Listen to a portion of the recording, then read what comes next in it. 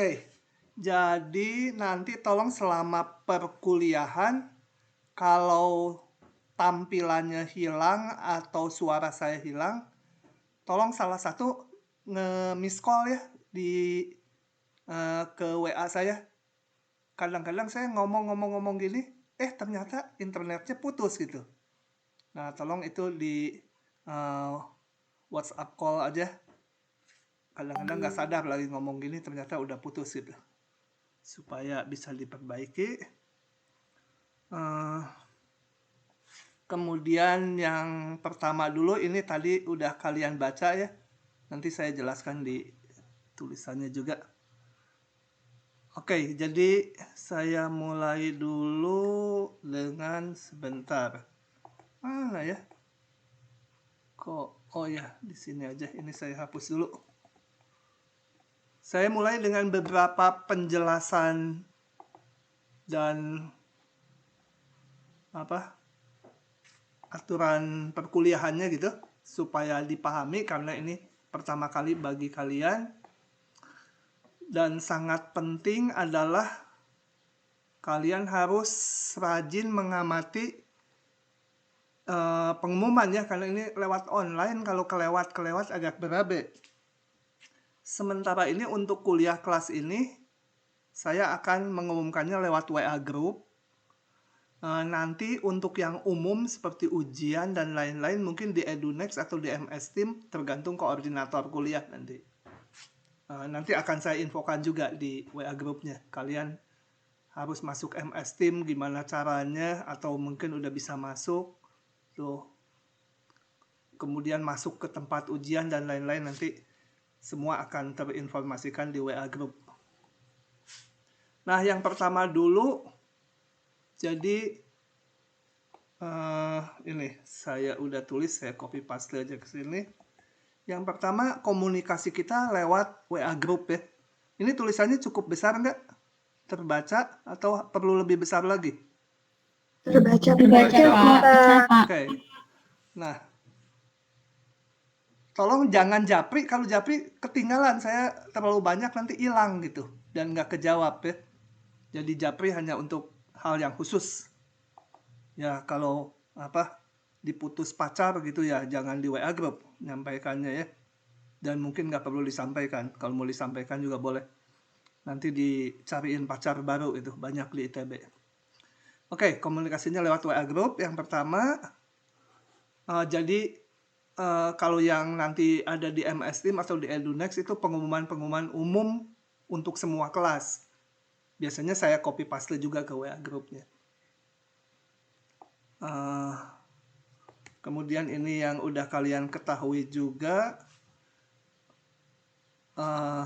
kuliah atau tutorial itu menggunakan Zoom ya. Kemudian di setiap perkuliahan itu akan saya rekam dan diupload ke YouTube. Sebenarnya rekaman yang tahun lalu juga ada ya, tapi lebih baik yang baru lah. Kalau yang tahun lalu kalian ingin lihat, nanti bisa dikasih linknya. Peserta silahkan kalau mau merekam sendiri juga. Nah, ini kalau saya lihat Zoom saya ini yang tadinya langganan, kok sekarang tulisannya jadi Zoom Basic karena mungkin udah nggak dibayar-bayar nih.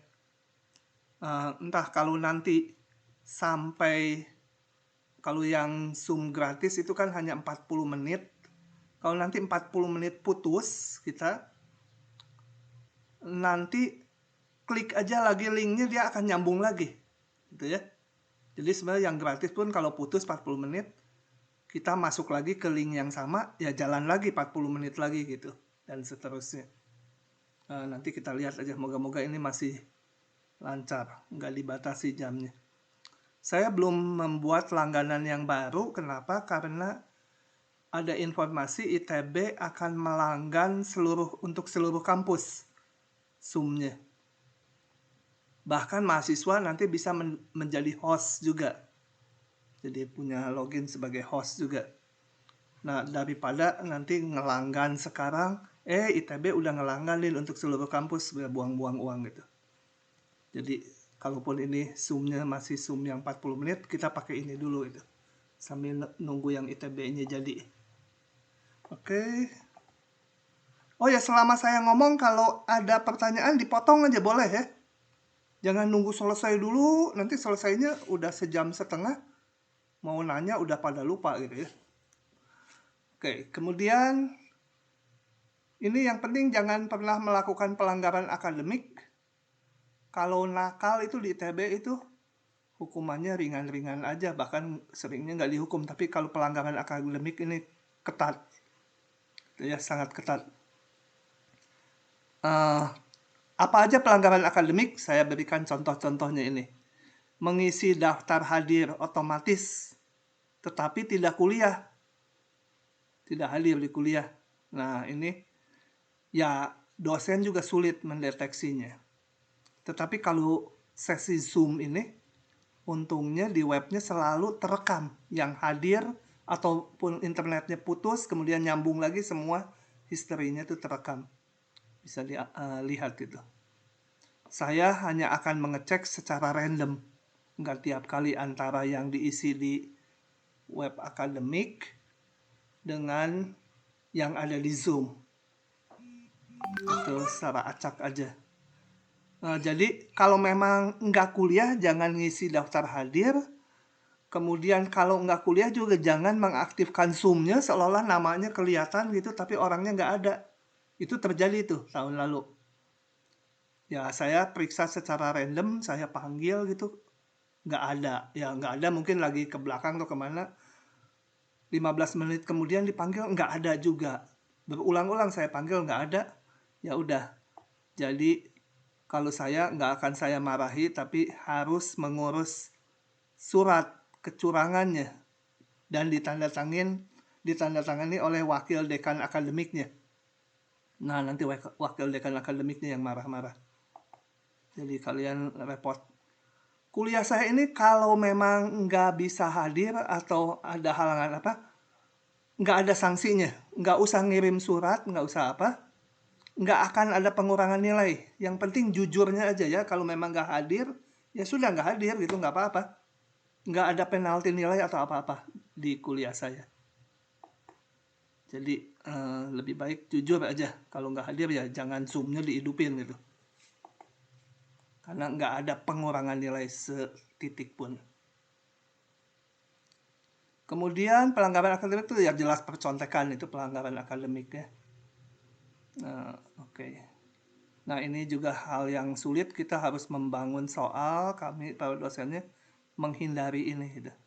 Nanti aja kalau udah mulai kuis akan saya jelaskan lagi jenis soal-soalnya. Oke, kemudian mengenai daftar hadir ini sebenarnya untuk keperluan ITB saya sih nggak terlalu perlu. ITB kadang-kadang kan diperiksa tuh sama dikti.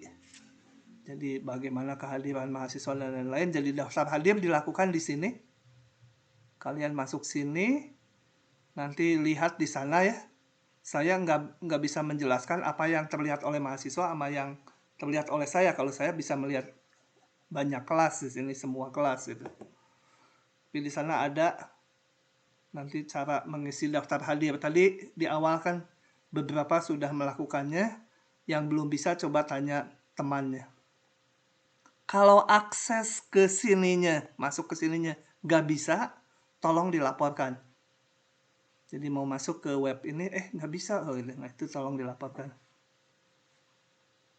Ini tadi udah, jangan mengisi daftar hadir kalau memang tidak kuliah. Kemudian daftar hadirnya dibuka 15 menit sebelum kuliah sampai akhir jam kuliah.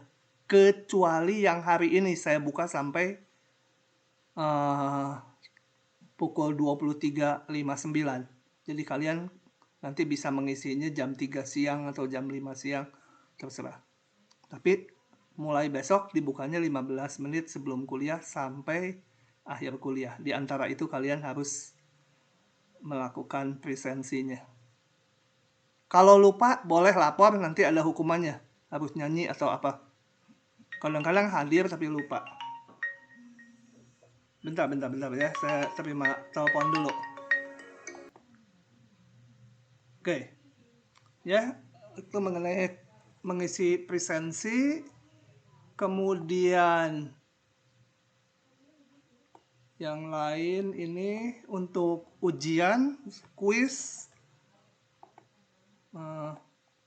ini dilakukan di sini. Jadi nanti selama 1 semester kalian akan ada 4 kuis bersama.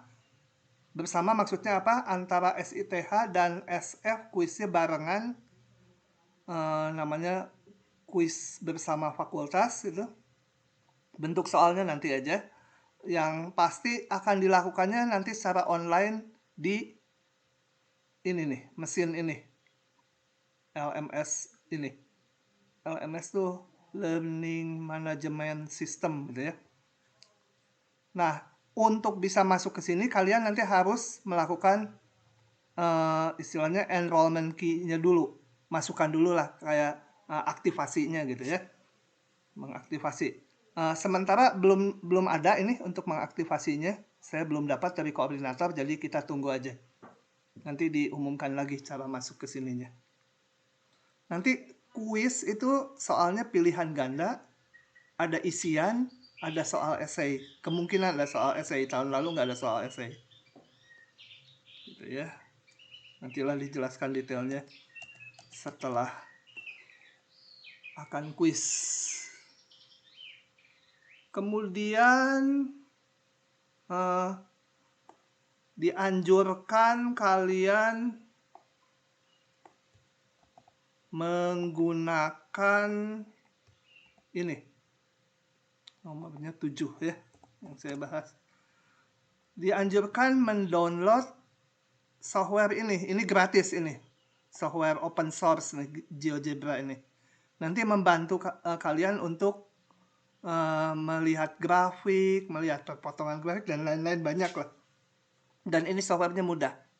Kalau yang ini berbayar, kalau saya punya yang versi Spanyol, Sparonyolong dari internet. Kalau ada yang mau nanti boleh. Saya taruh di Google Drive, kalian download gitu. Saya taruh mungkin hanya setengah hari, udah gitu saya hapus lagi. Nanti kalau lama-lama saya takut ditangkap polisi, ini kan harus bayar nih. Ada apa? Untuk aktivasinya ada juga di sana. Kalau yang GeoGebra ini softwarenya ringan, kemudian memang gratis gitu ya. Langsung cari di Google juga GeoGebra. Yang sekarang namanya mungkin GeoGebra Classic gitu. Nah itu download aja. Kemudian installnya juga gampang. Nanti saya akan lihatkan selama perkuliahan bagaimana menggunakan ini. Atau kalau mau dilihat sekarang juga boleh nih. Softwarenya kayak gini. Jadi kalau mau menggambar grafik kita tinggal tulis aja misal X pangkat 2. Gitu. Enter. Tuh keluar. Yang hijau itu fungsi ini. Kalau mau ditutup tinggal gitu aja. Ya nanti saya jelaskan itu belakangannya. Kalian mau menggambar garis, segala segmen garis itu di sini enak sekali gitu ya. Atau segmen garis tuh kalau ini garisnya sampai tak hingga, kalau hanya penggalan juga segala. Enak. Kalau mau ditutup tinggal gitu, nggak mau diperlihatkan. Nah gitu ya. Ini mau menggambar bentuk ruang juga bisa gitu ya. Ini software gratis dan cukup powerful. Ini namanya GeoGebra itu. Oke, nah berikutnya saya akan bahas mengenai silabusnya ya, silabus perkuliahan kita. Ini. Oke, ini udah saya letakkan juga di link yang bahan kuliah kemarin. Kemarin sore udah saya letakkan, jadi file ini bisa kalian download silabusnya. Dan ini urut-urutan bahan, ya. Kapan kita melakukan kuis bersama nanti. Ya ini bahan-bahan untuk 1 semester, kapan jadwal ujian. Saya akan lihat depannya dulu. Saya akan jelaskan beberapa yang penting aja ya. Yang bisa dibaca sendiri dan udah jelas, saya skip. 3 XKS udah jelas, ini jelas. Pustakaannya ini, saya punya e-booknya. Kalau diperlukan nanti saya letakkan juga di itu ya, di link bahan kuliah. Tapi ini akan saya letakkan sebentar aja karena ini harusnya berbayar itu. Nah, gitu ya. Matematik punya aslinya tapi nggak banyak gitu ya. Dalam bentuk hard copy-nya. Buku tambahan ini udah saya lewat aja. Tujuan kalian belajar ini baca sendiri aja. Nah, yang penting-penting yang akan saya expose. Kita nanti ada 2 kali ujian. UTS nanti jadwalnya sesuai di yang bawahnya ya, ada di silabus ini. Kapan UTS-nya. Nah, ini UTS tanggal sekian gitu. Oke. Oh ya, antara saya ngomong dengan teks yang saya scroll sinkron nggak? Kadang-kadang ketinggalan gitu. Suara dulu. Sinkron, Pak. Sinkron, Pak. Oke. Ada UTS, bobotnya jangan yang hijau karena yang hijau itu untuk kelas yang mengulang atau mahasiswa yang mengulang. Untuk kalian yang hitam aja, bobotnya sekian persen, UAS sekian persen, sama-sama bobotnya, bahannya kira-kira setengah-setengah. Ya nggak persis setengah-setengah karena kita satu semester ini 5 bab, kurang lebih 2,5 bab, nggak persis tergantung topik nanti. Kemudian ada kuis bersama, ini dilakukan SF dengan SITH, tentunya harus di jadwal yang sama, itu hari Senin. Akan 4 kali kuis bersama. Kemudian setelah di rata-rata ini bobotnya 15%. Jadi rata-rata dari 4 kuis diambil itu 15% terhadap nilai rata-rata akhir nanti. Kemudian ada PKH saya lupa singkatannya. Apalah pokoknya ini yang masing-masing kelas bisa beda-beda polanya. Nah, saya biasanya ini PR mingguan nanti diberikan. Kalau harus kalian upload ke LMS TPB19, tentunya nanti harus setelah diaktifasi. Kemudian ada kuis kelas, entah berapa kali kuis kelasnya. Nah, ini di rata-rata 10%. Ini tiap dosen bisa beda-beda, tapi variasinya nggak akan beda jauh. Karena di antara kita ada kesepakatan juga. Ya. Kemudian nanti untuk nilai akhir, sebenarnya kalau di ITB nanti kalian nilai akhirnya yang masuk ke komputer itu adalah indeks A, B, B, C, C, D, dan E gitu ya. Jadi yang nilainya 90 rata-ratanya dengan yang nilainya 95 ya nanti tercatatnya ya A aja gitu. Nilainya mah udah dilupakan. Nah, ketentuan nilainya skalanya seperti ini. Kalau rata-ratanya lebih besar sama dengan 80 dia nilai A, di antara ini nilai AB dan seterusnya gitu ya. Untuk TPB itu nilai E harus diulang, berarti nggak lulus. Kalau nilai D masih bisa lulus asal nilai rata-rata seluruhnya lupa saya minimal 2 atau berapa. Jadi tentunya kalau ada yang D harus ada nilai yang menolong yang bagus. Kalau D-nya kebanyakan ya nilai rata-rata totalnya nanti nggak memenuhi syarat kelulusan. Kemudian ini mahasiswa berhak untuk melihat hasil penilaian PR kuis yang telah berhak untuk melihat hasil penilaian. Kurang ya penilaian, sebenarnya penilaian ujian, tapi karena ujiannya online, UTS UAS ya, kalian nanti bisa lihat. Nanti dibuka, kalian bisa lihat jawaban yang benar, kalian bisa protes, cuma ini nggak tertulis di sini. Kalau biasa yang kuliah offline dia melihat hasil ujian gitu harusnya. Biasanya saya bagikan. Yang PR ini nggak akan saya perlihatkan karena PR ini gini. PR ini setiap minggu mungkin cukup banyak. 10, mungkin 15 soal. Dari situ secara random aja yang diperiksa 1 atau 2 soal. Jadi PR 1, saya mau periksa nomor 7 dan nomor 11 aja. yang periksa gradernya ya. Nah, jadi kalau yang nggak bikin nomor itu ya sial, dia dianggap nggak ngerjakan PR-nya gitu ya. Jadi PR tolong dikerjakan lengkap.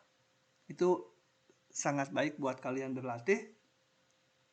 Kuis nanti tentunya bisa dilihat ya. Oke. Kemudian diperhatikan mahasiswa saat ujian yang terlambat lebih dari 20 menit. Jadi kalau ujian mulai pukul 8. Nah, masih bisa telat masuk 20 menit. Ini karena masalah ini ya, kadang-kadang akses internetnya.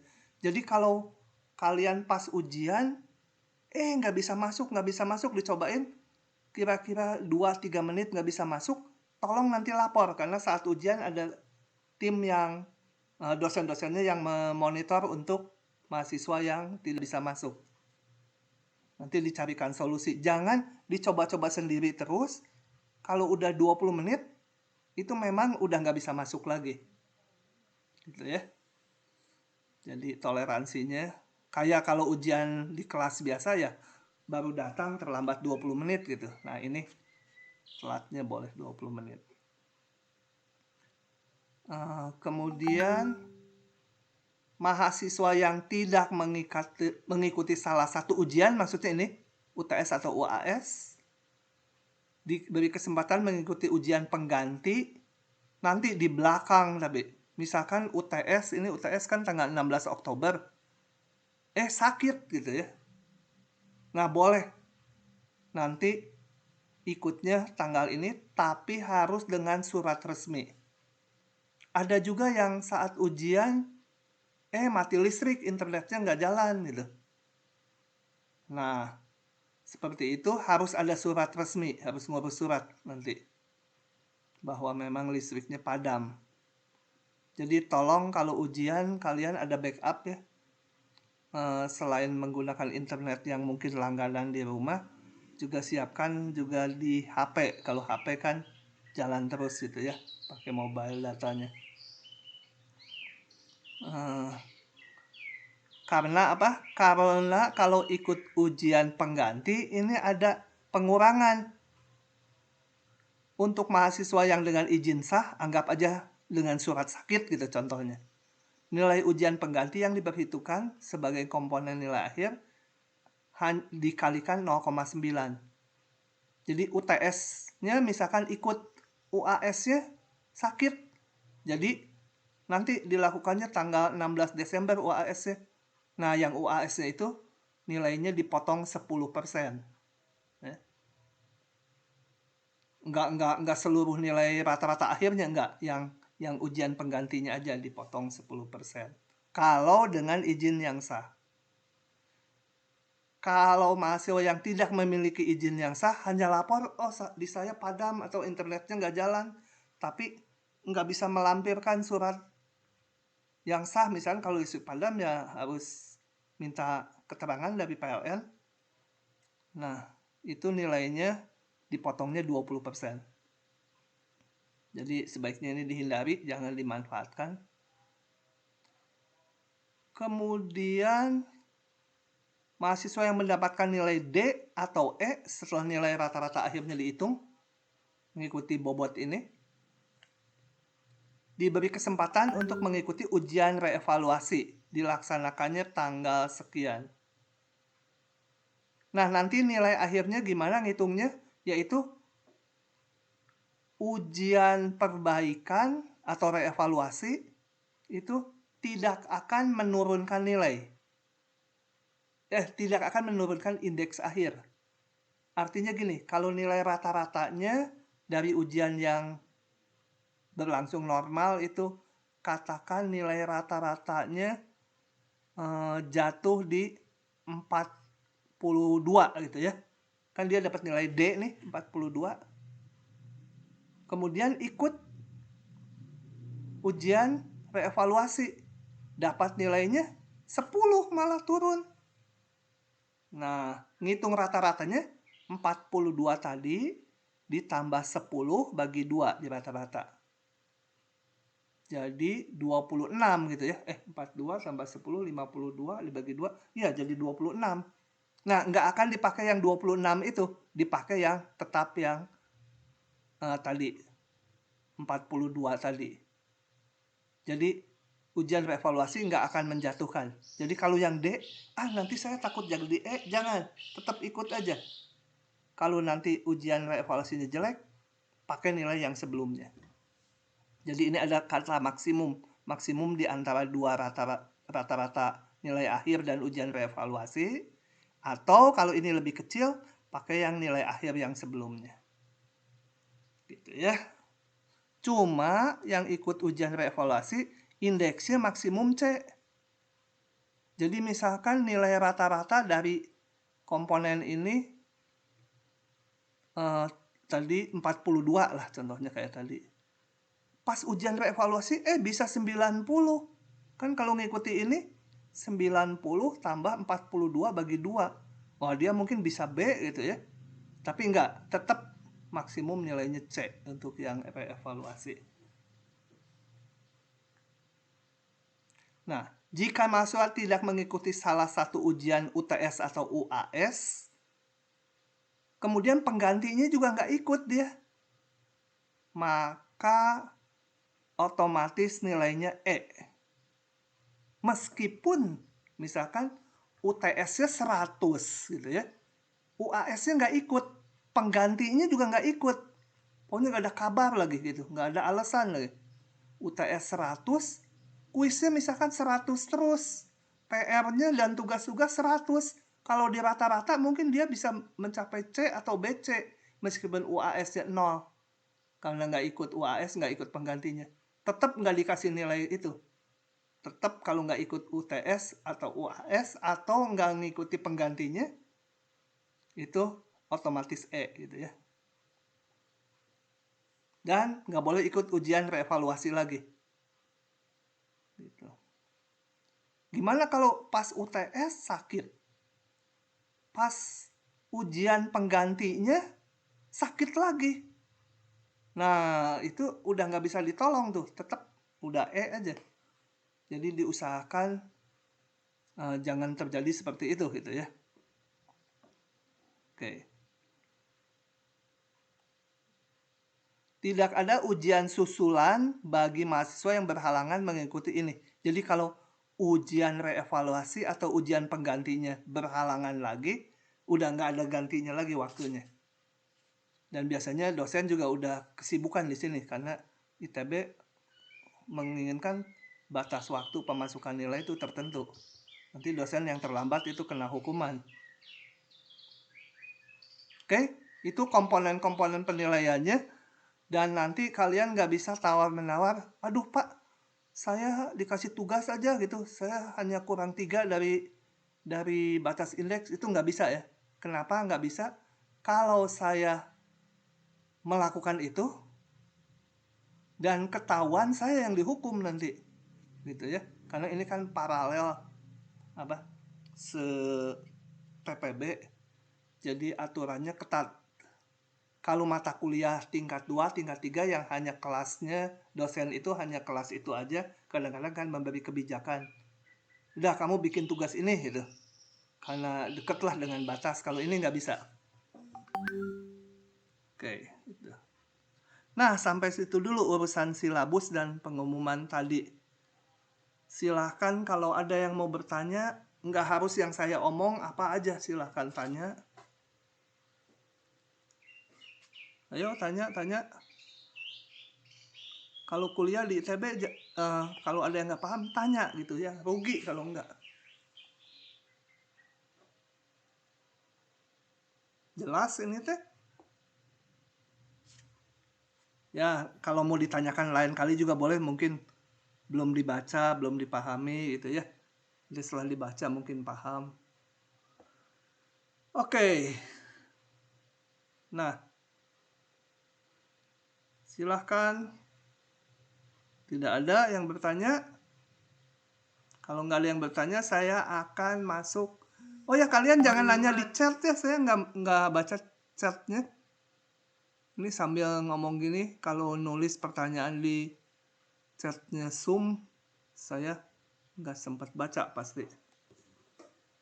Nah, oke. Nah, kalau tidak ada saya akan masuk materi. Oh ya, jadwal saya lupa. Jadwal kuliah kita, sebentar saya ke sini. Mana Wordnya? Jadwal kuliah kita kalau nggak salah itu Senin pukul 11 kan sampai 13. Sebenarnya 1 jam di ITB itu 1 jam kuliah itu sama dengan 50 menit plus minus sedikit lah ya. Kan kalau kuliah kadang tanggung bahannya jadi lebih dosennya. Kadang-kadang udah selesai duluan. Jadi sebenarnya Senin itu 11 sampai 12.40 gitu kurang lebih ya. Tapi kalau dilihat di jadwal di Six ya seperti ini. Kemudian Selasa itu pukul 11 juga ya. Ini untuk sebenarnya tutorial. Nah, ngapain tuh tutorial? Tutorial tuh nanti kalian mulai minggu depan akan diberi soal-soal. Nanti dari soal-soal itu banyak soalnya. Saya akan memilihkan sebagian akan saya bahas di pertemuan tutorial tersebut. Sebagian lagi nanti kita diskusikan bersama. Karena ini online, kalau offline sih biasanya saya minta mahasiswa maju 3 atau 4 orang mengerjakan. Setelah dikerjakan kita diskusikan. Kalau ini mungkin nanti juga banyak didominasi sama saya karena susah kalau online gini diskusinya. Kemudian ada sebagian lagi untuk PR nanti saya tandai yang PR yang mana. Itu tutorial. Nah, tutorial itu ada yang dilaksanakan oleh dosen, ada yang oleh tutor. Kalau kelas offline saya biasanya pakai tutor. Kalau online dibawakan sama saya gitu ya, karena saya rada khawatir kalau pakai tutor online. Kemudian satu lagi Kamis ya. Di jadwal tertulisnya ini kan Kamis sampai 12. Nah, saya akan mengubah dikit. Ini saya akan selesaikan kurang lebih pukul 12.30 plus minus sedikit ya. Kalau nanti 12 lebih 10 ternyata kita pindah pasal baru, tanggung gitu tinggal 20 menit atau tinggal 10 menit. Ya, kita bisa selesai lebih awal. Kadang-kadang ada bahan yang tanggung harus plus dari sini sedikit gitu ya. Pokoknya kurang lebih itu. Nah, karena itu dipotong, yang ini saya akan juga 1,5 jam. Kurang lebih, nggak sampai lah 1,5 jam, nanti kalian protes. 12 kira-kira 20. Gitu ya. Jadi kalau kita total ini berapa sih? 90 menit. Ini untuk yang kuliah. Ini berapa sih? 60, 80 menit. 170 menit ya. Padahal kita 3 jam, 3 kali 50, 150. Ya oke lah kurang lebih gitu ya. Oke, Kamis jam 12 ada kuliah lain nggak? Kalau ada sih saya nggak bisa menggunakan ini. Nanti tolong aja kalau ternyata bentrok, ya tetap harus selesai jam 12. Jam 11.50 ya, karena 50 menit. Kalau nggak bentrok, kita akan pakai ini, yang ininya lebih pendek. Kurang lebih. Yang Selasa tutorial. Khusus minggu ini aja karena soal tutorial belum muncul, nggak mungkin ngeluarin soal tutorial duluan, kuliahnya aja belum gitu. Maka yang Selasa akan saya pakai untuk teori ya. Jadi besok tetap kuliah jam segini. Link Zoom-nya sama terus yang udah saya bagikan. Begitu. Oke. Silakan kalau ada yang mau tanya atau apa. Kemudian untuk mahasiswa yang beragama Advent, Di WA Group udah saya kasih itu ya, daftar untuk mengisi. Kalau yang Advent nanti diatur ujiannya, kalau nggak salah di jam ujian pengganti tanpa pemotongan kalau nggak salah. Nanti saya tanya lagi koordinator. Kalau yang Advent, mana tadi silabusnya coba. Bentar. Oke, mana silabusnya? Ini kan tadi kalau yang sakit, misal UTS-nya sakit, ikutnya di ujian pengganti kena potongan. Yang sakit nggak ada keterangan resmi, potongannya segini. Kalau yang Advent ikutnya juga di sini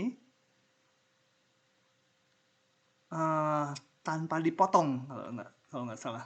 Kenapa yang Advent? Karena ini lihat UTS-nya jatuh di hari Sabtu, gitu ya. Jadi saya perlukan datanya kalau ada yang beragama Advent.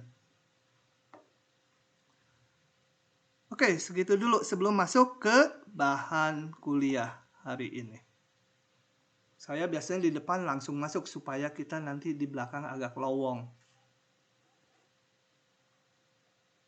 Ada pertanyaan? Tidak ada? Atau udah kabur semua? Coba dicek dulu saya. Nira, mana Nira? Ada nggak? Kalau ada, bilang ada itu. Ada, Pak. Ada. Alicia. Ada, Pak. Ada. Kalau di farmasi ini nyari cowok susah ya. Reva. Ada, Pak. Kok nggak ada nama cowok sih? Renardi cowok mungkin ya? Renardi? Iya Pak, coba Pak. Oh, cowok. Ya. Susah. Saya ini kan daftar di Zoom nih. Saya scroll. Susah cari nama cowok kalau di farmasi. Yang bahagia yang cowok sebenarnya. Gampang cari pacar.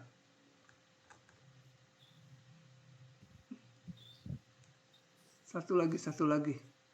Nadifa. Ada, Bapak. Oke lah ya, begitu. Biasanya begitu saya mengecek kehadiran mahasiswanya. Nah, saya akan segera masuk ke bahan kuliah hari ini aja.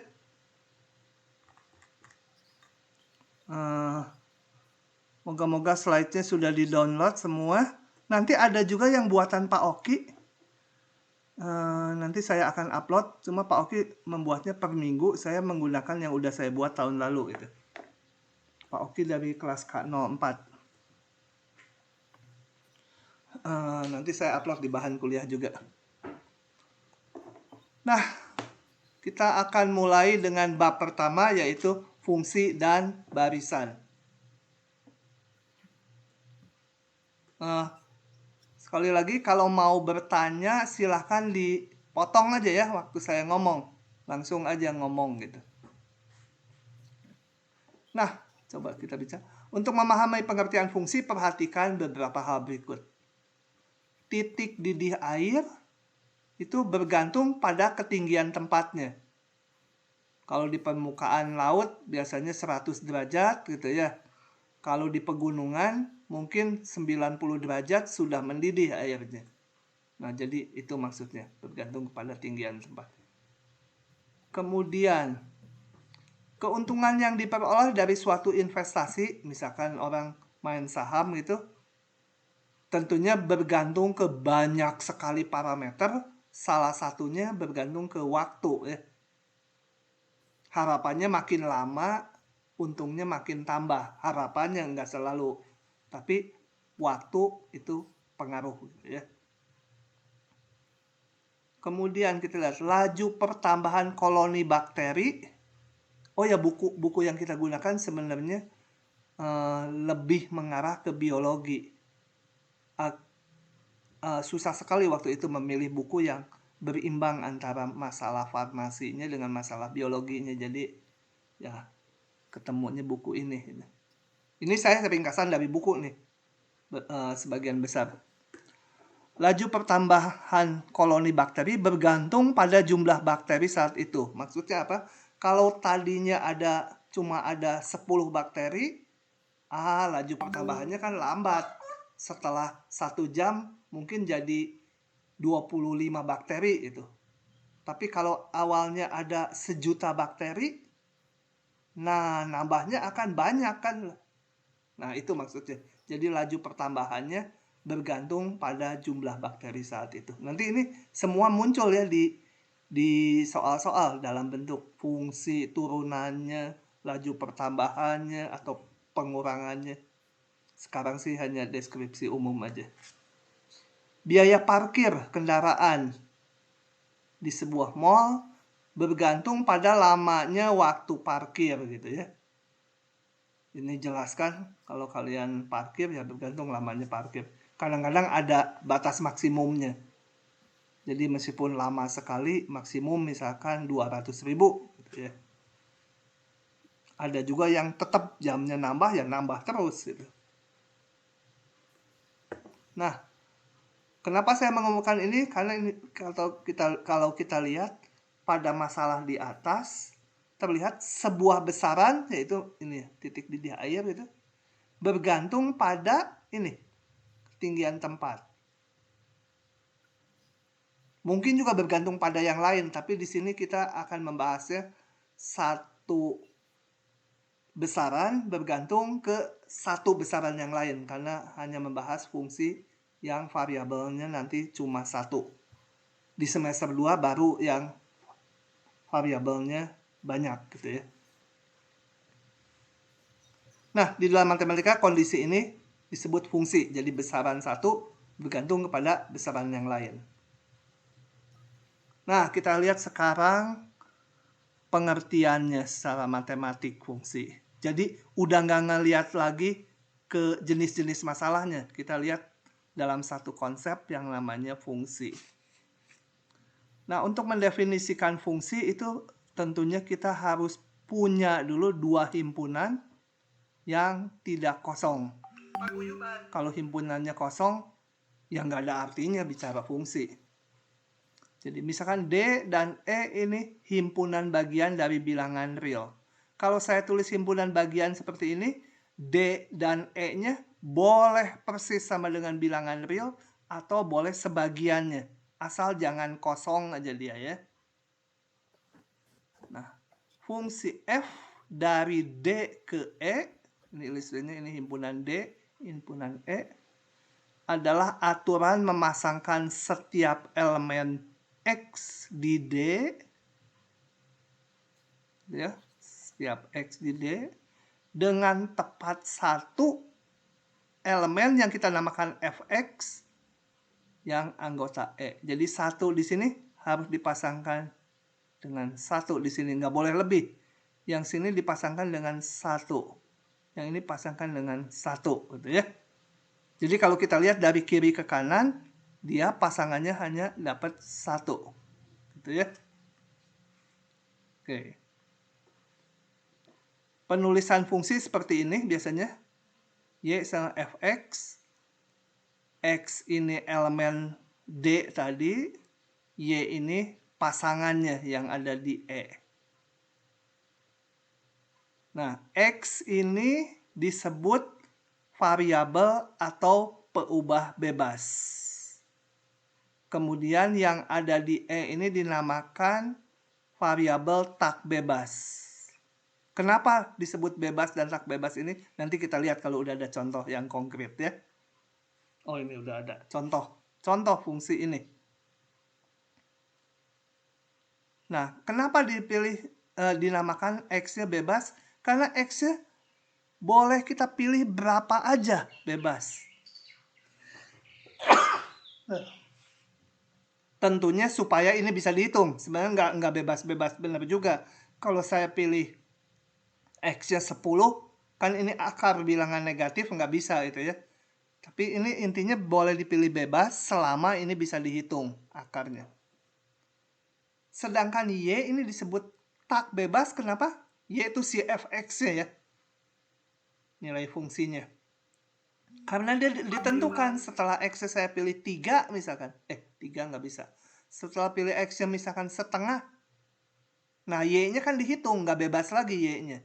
Y-nya sebagai yang tak bebas, tertentu. X-nya pilihnya bebas. Kemudian ada ini istilah domain atau daerah definisi dari fungsi f. Simbolnya ini D indeks f adalah himpunan semua titik-titik di sini, semua titik-titik di sini, di D ini, sehingga nilai fungsinya bisa dihitung. Maksud terdefinisi itu bisa kita hitung. Kita lihat contoh ini, fungsi ini. Kalau saya masukkan X-nya 3 kan nggak bisa ngitung. 4 min 3 kuadrat, negatif, akar negatif, nggak bisa dihitung. Sebentar, saya mau menambahkan dulu ya. Pengertian akar. Coba. Ini nanti diingat-ingat, ini nggak muncul lagi karena harusnya di SMA udah. Kalau yang dimaksud dengan akar sebuah bilangan, misalkan ini 4, itu adalah selalu, kalau ini sebenarnya 2 ya kalau akar gini. Kalau 2 nggak ditulis, kalau selain 2 ditulis. Akar, istilahnya akar pangkat 2 dari 4, akar pangkat 2, aneh ya akar pangkat gitu ya, tapi istilahnya gitu. Akar dari 4 itu hati-hati bukan min 2 dan plus 2 ya.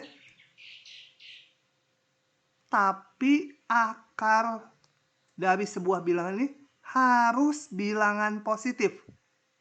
Bilangan positif A yang sifatnya A kuadrat sama dengan 4. A-nya harus positif.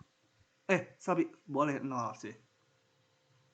Ini perjanjian. Jadi kalian kenapa nggak boleh min 2? Kan min 2 pangkat 2 juga. Kalau A-nya min 2 itu ya. Ini juga 4 kan? Ini perjanjian. Perjanjiannya dari saya belum lahir, dari 100 tahun lalu, perjanjiannya itu. Akar pangkat 2 dari sebuah bilangan tuh bilangan non negatif yang sifatnya ini. Jadi kalau dihitung akar 4 ini sama dengan 2 gitu ya. Akar 9 juga 3. Akar min 2 pangkat 2. Nah, ini hasilnya harus positif juga di sini. Yang namanya akar harus positif. Jadi ini sebenarnya ngitungnya gini. Min 2 pangkat 2 jadi 4 ya, sama 2 gitu ya. Oke, itu mengenai akar bilangan perjanjiannya. Karena perjanjiannya kesepakatan gitu ya. Dan di setiap buku matematik ya kesepakatannya udah standar seperti itu. Nah, kalian bedakan dengan menyelesaikan persamaan ini. X kuadrat sama 4. Kalau ini kita nggak ada batasan X-nya. Di sini kan X-nya bisa min 2, bisa juga 2. Karena min 2 pangkat 2, ya betul 4. 2 pangkat 2 juga 4. Jadi kalau persamaan gini, kita mencari semua kemungkinan nilai X supaya dipangkatkan 2 jadi 4. Nah, jawabnya ini betul-betul 2. Ada 2, min 2 dan plus 2. Jadi intinya nanti kalau ada persamaan kayak gini, kita tarik akarnya, di sini muncul plus min. Diakarkan gitu. Muncul plus min gitu ya. Kalau akar 4 sendiri ya positif ya 2 itu kayak tadi ini akar 4 ya 2. Tapi menyelesaikan persamaan ini kalau diakarkan muncul plus min. Begitu. Oke. Itu berlaku untuk juga yang nanti ininya 4 gitu ya. Ini dari suatu bilangan gitu. Ini bilangannya harus positif. Kalau pangkatnya ganjil itu enggak harus. Gitu ya, misalkan 27 Atau jangan 27 lah. Jawabnya 3 lagi nanti. Misalkan apa? 8. Nah, ini sih jelas. 2. 3 akar min 8 min 2 itu ya. Jadi kalau pangkatnya ganjil ya hasilnya bisa positif bisa negatif. Tapi yang akar genap di sininya itu hasilnya harus bilangan non negatif. Yang ini nggak mungkin 2. Kalau 2 nggak mungkin. Ini artinya kan apa? 2 pangkat 3 harus jadi min 8. Nggak mungkin. Padahal 2 pangkat. Jadi ini memang min. Ya. Nggak ada masalah kalau akar dari bilangan ganjil. Ininya. Oke, diingat-ingat. Jadi akar sesuatu yang pangkat 2 itu hasilnya positif. Kenapa ini ada plus min? Plus min muncul karena menyelesaikan persamaan ini. Bisa plus akar 4, bisa min akar 4 gitu. Oke. Saya sambungkan lagi ke slide-nya. Nah.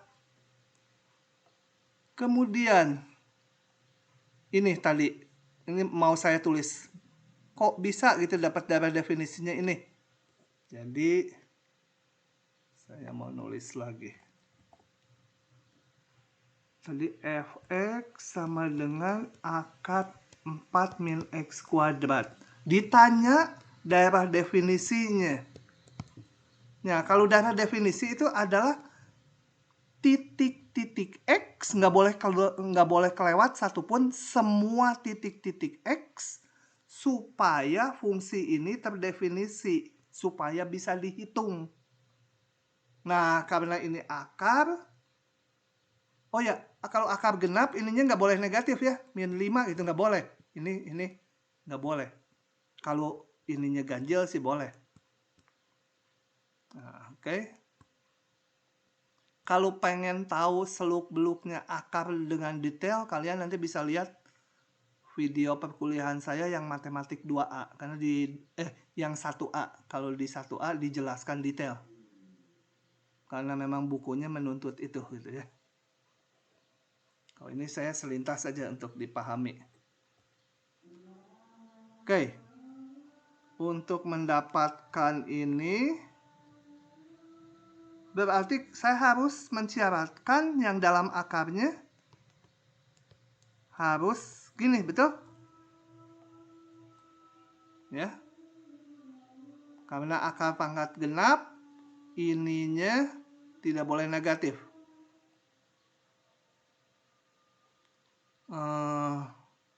Kemudian bagaimana mendapatkan ini? Nah, kalian kan udah pernah tahu menyelesaikan ini pertaksamaan. Saya review aja ya. Menyelesaikan pertaksamaan gini gimana? Ya, saya faktorkan.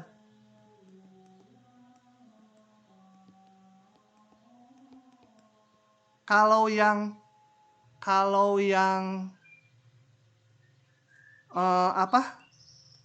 ada kemungkinan, bukan kalau ya, mungkin sebagian besar dari kalian udah lupa cara menyelesaikan pertaksamaan.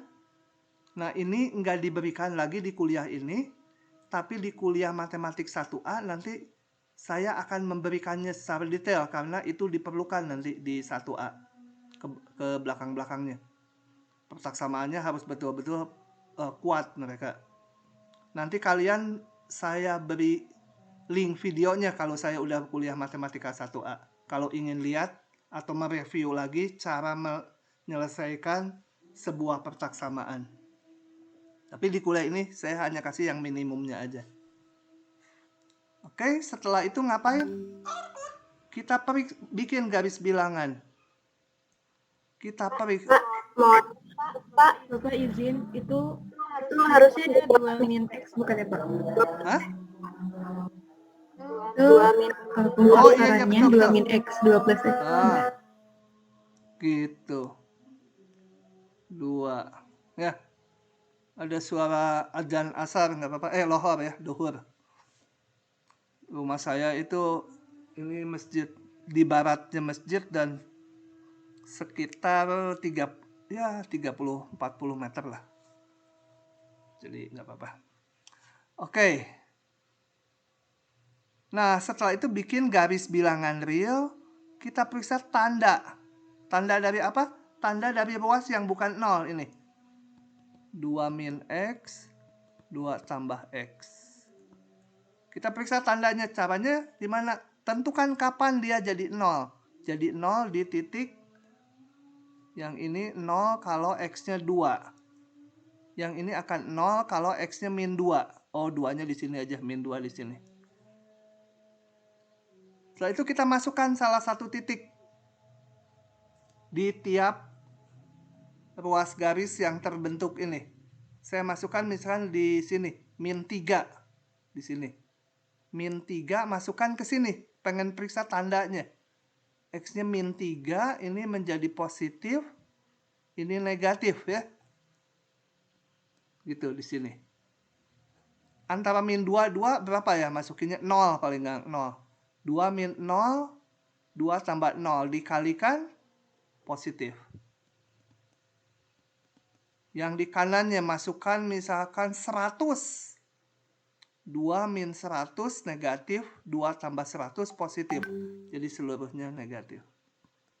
Oke, setelah ditentukan tandanya di setiap sub interval yang terbentuk, kita simpulkan hasilnya. Maka daerah definisi, kalau menjawab pertaksamaan sih biasanya jawabnya himpunan penyelesaian. Tapi di sini saya tulisnya daerah definisi, karena lagi nyari daerah definisi tadi. Tadi adalah yang nilai ininya nggak boleh negatif.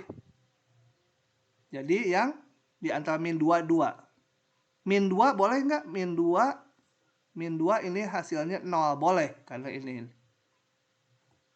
2 juga boleh. Gitu. Belum ngasih notasi saya, sorry ya. Sebentar, berarti harus diisi juga nanti, bentar. Himpunan X, X-nya antara min 2, 2 gitu. Oke. Nah, itu daerah definisi fungsi ini. Jadi fungsi ini akan bisa dihitung kalau X-nya ada di sini. Ini dinamakan daerah definisi. Nggak boleh kelewat satu pun ya. Harus semua X supaya dia bisa dihitung. Nah, saya akan jelaskan beberapa notasi dulu yang mungkin di buku di slide-nya nggak ada. Kalau saya punya himpunan bilangan real, ini bilangan real ya. Bilangan real tuh simbolnya gini. Ininya kakinya ada 2. Gitu ya.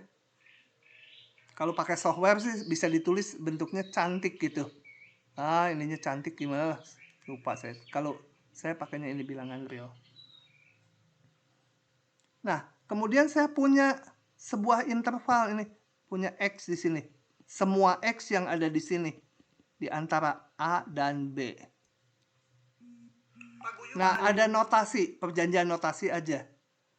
Kalau himpunan X sehingga X-nya lebih besar dari A, tapi lebih kecil dari B, nggak usah pakai AB lah. Ini pakai angka aja ya. 2 sampai 5 itu. Semua X yang lebih besar 2, lebih kecil dari 5. Nah, itu boleh disingkat nulisnya gini. 2,5. Kayak titik koordinat di di koordinat ya, tapi nulisnya gitu. Berarti ini semua X, semua titik X, banyak sekali tak hingga banyaknya. Semua titik X yang terletak antara 2 dan 5, ujung-ujungnya nggak termasuk. Boleh juga disimbolkan seperti ini. 2, 5, ininya dilubangi. Boleh juga disimbolkan seperti ini. 2, 5. Terserah notasinya yang mana aja saya terima. Gitu ya, untuk nyingkat nanti daripada nulis gini panjang-panjang.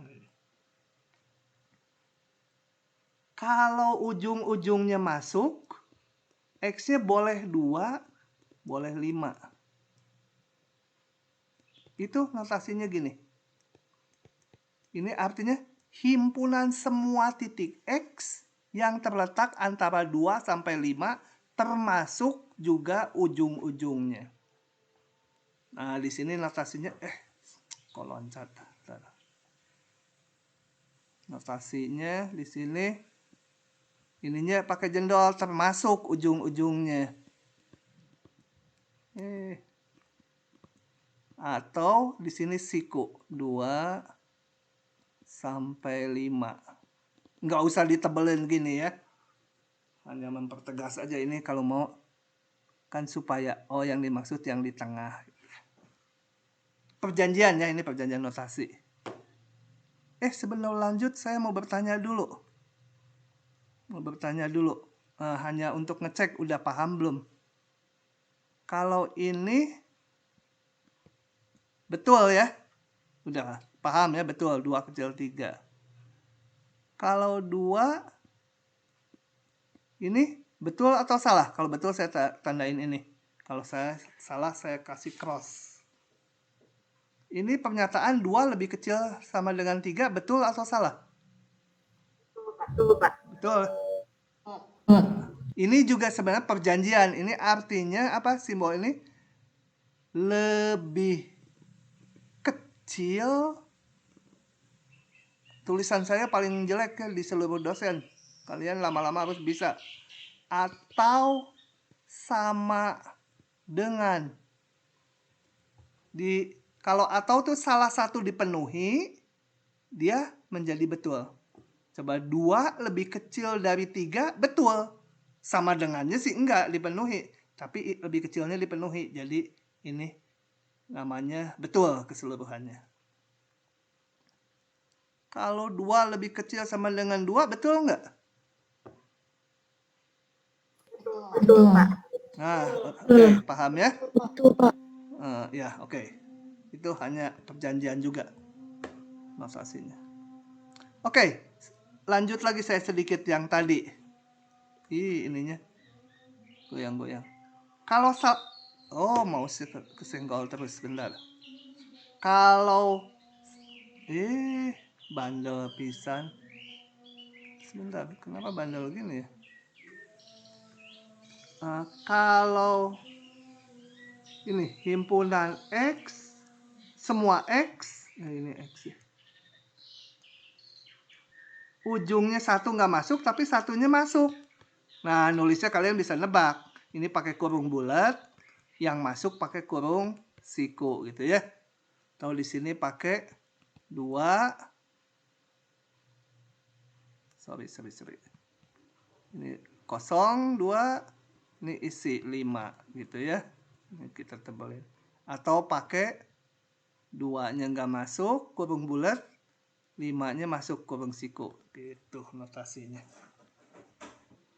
Kalau ada juga yang gini, himpunan semua X, ini dari 5 terus ini, membesar terus. Sampai tanpa batas. Nah, ini himpunan X. X-nya lebih besar dari 5. Dinotasikan kayak gininya menjadi dari 5 sampai dikasih simbol tak hingga. Nah, tak hingga nggak boleh gini. Tak hingga nggak pernah masuk sebagai bilangan real. Ini hanya simbol dia membesar terus gitu ya. Jadi simbolnya kalau tak hingga pasti kurung bulat. Gitu. Itu dari 5 ke kanan terus. Semua X yang ada di situ. Demikian juga, aduh ini kenapa ya scrolling terus? Nggak ngerti saya. Bisa juga, karena ini kursornya di sini. Harusnya diisi enter dulu tadi. Ya udah. Kalau saya klik dia balik lagi. Oke. Bisa juga himpunan X kecil dari 2 gitu. Nah, ini notasinya kirinya minta hingga, nggak pernah siku gini karena nggak pernah termasuk bilangan real. Minta hingga itu hanya menyatakan simbol mengecil terus gitu. tanpa batas. 2-nya masuk nggak? Nggak masuk, berarti kurung ini. Kalau 2-nya masuk, ya yang ini kurung siku. Gitu ya. Itu untuk menyingkat notasi aja. Balik ke slide-nya lagi. Oke, ini tadi udah saya jelaskan, berarti yang di bawah akar nggak boleh negatif, kita selesaikan pertaksamaannya menghasilkan ini. Tapi jangan ditulis himpunan penyelesaian, karena pertanyaannya daerah definisi, ya kita kasih simbol DF.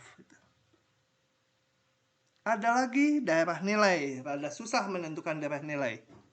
Jarang ditanyakan. Range atau daerah nilai dari sebuah fungsi adalah, oh ya, notasinya dulu, ini RF, isinya apa? Adalah himpunan, kasarnya dulu sebelum dibaca ke sini, itu semua Y-nya gitu. Semua Y yang merupakan pasangan dari dia. Semua Y-nya.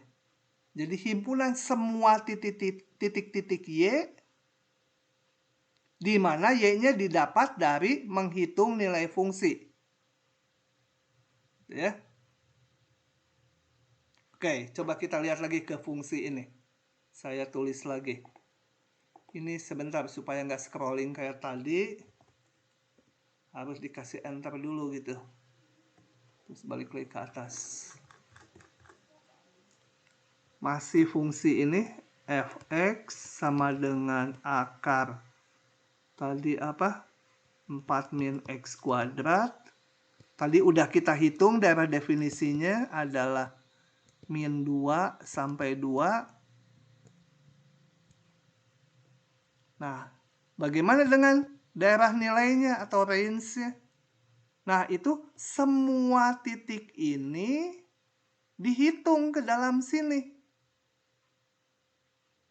Menghasilkan Y-nya mana aja gitu. Nah, daerah nilai. Coba kita lihat. Kalau X-nya ada di antara, ini sih masih gampang ya, min 2 dan 2, maka X kuadratnya ada di mana? Saya mau ngitung, maka X kuadrat akan jatuh di antara berapa? Paling gede 4 ya. Paling kecil berapa?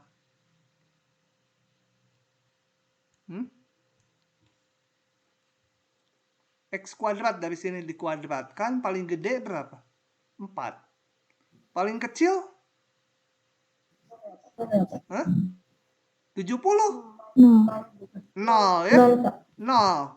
Jadi untuk mendapatkan yang paling besar dan paling kecil jangan dimasukkan ujung-ujungnya. Kita harus ngelihat seluruh ini. X ada di sini. Kalau dikuadratkan paling kecil, kalau X-nya 0, paling besar 4. Berarti 4 min X kuadrat paling gede berapa? 4 ya. 4 min X kuadrat ini kan paling kecil, supaya paling gede ini. Kita tadi nyari ya, supaya paling gede nih. Ya ininya cari yang paling kecil, yaitu 0 tadi. X kuadratnya paling kecil 0. Hasilnya ini akan 4. Paling kecil kalau ininya segede mungkin. X kuadratnya paling gede tadi 4. 4 min 4. Jadi ini 0 gitu. Kalau diakarkan,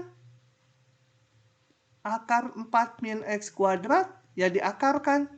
Ini paling gede ya 2. Ini 0, akar 0 ya 0. Nah, jadi ini yang dinamakan daerah nilainya akan jatuh Y-nya. Ini kan Y-nya. Ini si Y-nya, ini kan Y. Y-nya akan jatuh di antara 0 sampai 2. Menentukan daerah nilai nggak gampang ya. Dan cukup jarang ditanyakan. Yang lebih sering ditanyakan menentukan daerah definisi. Oke. Balik ke slide-nya lagi. Gitu. Mengapa udah barusan. Oke, lanjut lagi. Nah, grafik merupakan salah satu cara menampilkan fungsi secara visual, secara gambar, kasat mata. Nah, cara menggambar grafik udah dikenal juga di SMA ya, saya nggak akan panjang lebar. Cuma kalau fungsinya kompleks ya nanti di belakang gitu. Misalkan F sebuah fungsi dengan daerah definisi DF. Grafik dari F adalah kumpulan X, Y, ini Y ya. Dengan X-nya harus berada di daerah definisinya. Nah, kita gambar seperti ini. Biasanya ini ada kita buat sumbu, horizontal dan vertikal. Kemudian ini dinamakan koordinatnya koordinat. Kalau Inggris Cartesian, kalau Belanda namanya Cartesius, kalau di kita namanya koordinat persegi panjang gitu ya. Nanti sumbu horizontalnya itu sebagai daerah definisinya, sebagian dari daerah definisi. Sumbu vertikal untuk nilai Y-nya atau nilai fungsinya. Nah, yang kita gambarkan adalah pasangan-pasangan ini. Misalkan X-nya 1, Y-nya sekian, ini titiknya di sini. X-nya 2, Y-nya sekian, nanti titik-titik itu kita sambung untuk semua X yang ada di DF. Oke, gitu ya. Nah, dari grafik fungsi, kita lihat yang kanan, kalau yang kiri lebih susah karena turun naik grafiknya. Kalau saya punya grafik seperti ini, maka daerah definisi adalah kita lihat X-nya. Rentang X-nya dari mana sampai mana. Itu adalah daerah definisi fungsi yang saya tandai merah. Kalau daerah nilai kita lihat rentang dari nilai Y-nya dari grafik ini. Paling besar berapa, paling kecil berapa, itu namanya range-nya ya. Oke. Kalau daerah nilainya. Nah, untuk menguji sebuah grafik merupakan ini kalimatnya gimana sih? Untuk menguji sebuah grafik, apakah Y sebagai fungsi dari X? Caranya kita tarik garis-garis vertikal. Jadi saya jelaskan aja ya. Kalau ada grafik gitu, saya jelaskan di sini. Kalau baca gini, ya nanti kalian baca aja kalau mau ngulangi gitu ya. Kalau mau mengamati katakan ada sebuah grafik. Ini itu apakah dia mendefinisikan Y sebagai fungsi X atau tidak? Itu caranya tinggal kita lihat. Merah lagi. Sebentar. Ininya dikeluarin aja ya supaya enggak tiap kali ini. Kalau mau mengamati sebuah grafik itu menyatakan sebuah fungsi Y dari X, fungsi X, itu tinggal kita tarik gini. Di setiap titik kalau ditarik garis vertikal, sejajar sumbu Y, itu motongnya hanya boleh sekali. Kenapa hanya boleh sekali? Karena tadi kan kita lihat fungsi. Fungsi ini setiap elemen X pasangannya harus tepat satu elemen Y. Jadi 1X nggak boleh dapat 2Y. Kalau di sini kita lihat nih, 1X dimanapun Y-nya 1. X-nya di sini 1. Saya kasih ilustrasi yang lain yang bukan fungsi sekarang. Yang bukan fungsi misalkan gini gambarnya. Mana lah, nggak tahu gitu ya. Nah, ini bukan fungsi. Kenapa? 1X di sini. Saya lihat, Y-nya pasangannya bisa ini. Bisa yang ini juga. Bisa yang ini ada 3. 1X dapat 3Y. Nggak boleh. Itu bukan fungsi. Gitu ya. Jadi, kalau ditarik garis vertikal, ada tempat di mana, motongnya lebih dari 1 titik. Meskipun di sini 1 titik nih yang lain. Ini satu titik semua. Tapi ada titik X yang pasangan Y-nya lebih dari satu. Itu bukan fungsi. Yang lain lagi, misalkan gini. Gambarnya. Nah, ini kita lihat. Ini fungsi bukan? Coba dijawab dulu. Fungsi. Fungsi ya. 1X selalu dapatnya 1Y kan? 1X ini dapat 1Y. X di sini dapat 1Y. Bahwa Y-nya bersamaan nggak apa-apa ya. Ini sama-sama misalkan ini titik A. Ini tingginya nilai fungsi di A. Ini di B, nilai fungsi di B. Tingginya sama, Y-nya bersamaan. Nggak apa-apa. Yang penting kalau dilihatnya dari arah X. 1X dapatnya 1Y. 1X, 1Y. Y-nya bersamaan nggak apa-apa gitu ya. Jadi sumbu vertikal itu adalah sumbu apa? Sumbu suami-suami. Horizontal sumbu istri-istri, itu maunya cowok-cowok ya. Jadi si A dan si B pasangan Y-nya sama gitu. Oke. Itu untuk melihat fungsi sebuah grafik fungsi atau bukan. Lingkaran fungsi bukan? Lingkaran gitu, fungsi bukan? Bukan. 1X Bukan. bisa 2Y gitu ya. Ada lokasi di mana 1X 2Y. Itu nggak boleh. Bukan fungsi itu. Oke. Begitu. Ini tadi maksud kalimat ini. Berikan contoh gambar grafik di mana Y bukan fungsi dari X. Udah ya tadi contohnya lingkaran atau lengkungan yang membuka ke kanan. Apa itu lengkungan yang membuka ke kanan? Ya, seperti ini. Grafik gini gitu. Atau lebih ekstrim lagi gini. Wah, 1X Y-nya bisa banyak tuh. Nah, itu bukan fungsi. Oke.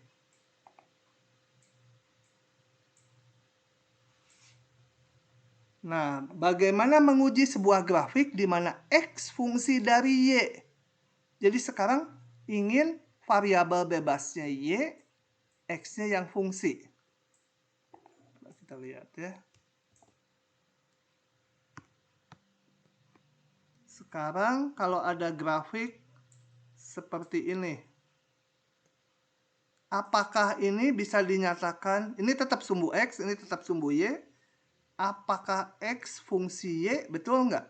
Variabel bebasnya Y, variabel tak bebasnya X atau nilai fungsinya X. Nah, kalau seperti ini cuma dibalik aja. Kita lihat 1Y pasangan X-nya harus 1. 1Y, ambilnya Y dulu, ini Y di sini. Kita tarik pasangannya mendatar ya, supaya motong grafik. Nah, ini pasangannya kan 1. 1Y pasangannya 1. 1Y dimanapun pasangannya 1. Di sini Y pasangannya mana? Ke kiri nggak ada. Nah, ke sini 1 juga. Jadi kalau untuk menguji sebuah fungsi, apakah X sama dengan fungsi dari Y, tariknya horizontal. Ditarik horizontal, motong grafik hanya di satu kali. Satu tempat. Untuk setiap Y. Oke, balik lagi. Ini apa?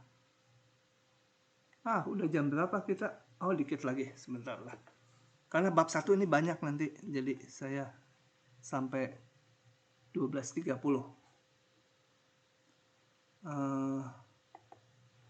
Oke, gambarkan grafik.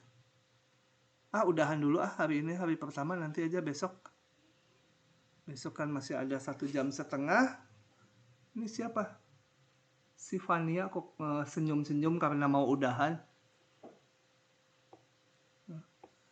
Oke, kalau saya si kucing ini kucing saya masih ada, umurnya udah berapa ya? 7 tahun ada lebih mungkin.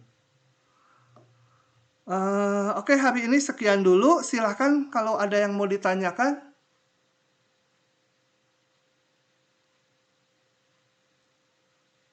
Kok nggak ada yang pernah nanya? Paham gitu? Atau nggak paham sama sekali dari tadi jam 11? Jadi mau nanya juga pusing gitu. Paham sih, Pak. Oke. Kalau nggak ada, saya tutup ya. Lupa, udah lama nggak pakai Zoom. Kita ketemu lagi besok jam... Ya, silakan. Mungkin saya mau nanya ini bisa dibahas besok atau memang ada penjelasannya untuk yang grafiknya itu di garis bilangannya yang terbuka itu misalnya yang min itu nanti dijelaskan atau tidak ya Pak? Yang seperti daerah definisinya begitu Pak? Daerah definisinya harus dicari, tiap fungsi bisa beda-beda. Itu salah satu soal ujian nanti. Nah, menentukan daerah definisi nggak ada prosedur yang khusus gitu, caranya harus gini. Bisa macam-macam tergantung fungsinya. Tapi kalian harus menguasai yang namanya pertaksamaan yang di SMA udah. Tapi kalau pertaksamaannya belum paham, nanti lihat rekaman video saya yang matematik 1A. Di sana akan dibahas ulang dengan rinci. Gitu ya. Contoh aja gini misalkan, fx x min 2 per x tambah 3. Bagaimana menentukan daerah definisinya? Ya ini masih gampang. Tapi prinsip dasarnya adalah kita cari semua nilai x supaya ini bisa dihitung. Nah, selama proses mencari x supaya bisa dihitung, kadang-kadang dibalik. Saya cari aja x supaya dia nggak bisa dihitung. Ini nggak bisa dihitung kalau x-nya min 3 kan? Nah, ini gampang aja jadi dapat definisinya. Semua bilangan real dikurangi titik min 3. Titik min 3 ya satu titik, pakai simbol himpunan aja. Himpunan terdiri dari min 3. Ini berarti semua bilangan real dikurangi titik min 3. Nah, saya nggak usah pakai pertaksamaan lagi kan? Kadang-kadang yang lebih kompleks harus pakai pertaksamaan. Apa ya contohnya? Ini. X kuadrat ditambah 4X ditambah 2 dibagi X min 2. Nah, kan udah lebih kompleks nih. Bagaimana menentukan daerah definisinya? Artinya kan ininya harus non-negatif yang saya lingkari. Dan X-nya nggak boleh 2. Ada 2 syarat. Nah, bagaimana ini non-negatif? Harus menyelesaikan pertaksamaan. Berarti kita harus menyelesaikan X kuadrat ditambah 4X tambah 2 per X min 2 itu harus besar sama 0. Selain itu nanti X-nya nggak boleh ini. Kalau saat menyelesaikan ini ketemu X-nya boleh 2, itu dibuang. Nah, menyelesaikan pertaksamaan gini gimana? Nanti ada saya berikan detail, tapi di matematik 1A, di 1B nggak diberikan lagi. Jadi 1B harus pintar sendiri. Jadi bagaimana menentukan daerah definisi secara umum?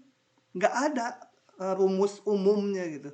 Tapi intinya ya kita cari supaya fungsinya bisa dihitung untuk X yang mana saja. Gitu ya. Oke. Iya Pak, terima kasih Pak. Oke. Saya tutup dulu ya. Besok ketemu jam 11. Oke, selamat siang. Mana matiinnya lupa saya. Pak, Ya? kalau boleh berkenan boleh foto bareng nggak Pak kita semua? Biar Jangan kayak sekarang saya belum ke salon nih. Makanya ditutup. Gak apa-apa tuh Pak. Nggak mau. Nanti di pertemuan-pertemuan berikutnya. Gak apa-apa. Baik Pak. Gitu ya. Oke. Saya akhiri dulu. Mana sih? Oke, saya tutup untuk semuanya ya. Oh ya, Zoom ini linknya selalu terbuka, jadi kalian kalau mau diskusi antar teman, kayaknya bisa masuk aja, kapan aja. Janjian si A dengan si B, saya mau ngobrol sama dia. Nah, silakan aja, bisa dipakai kayaknya. Saya nggak tahu. Dan ini Zoom-nya ternyata belum angus. Saya nggak ketutup dalam 40 menit. Padahal indikatornya saya udah harus bayar license lagi, tapi nggak saya bayar karena ITB mau langganan. Oke, sekian dulu. Terima kasih. Selamat siang. Kabur. Terima kasih, Pak. Selamat siang.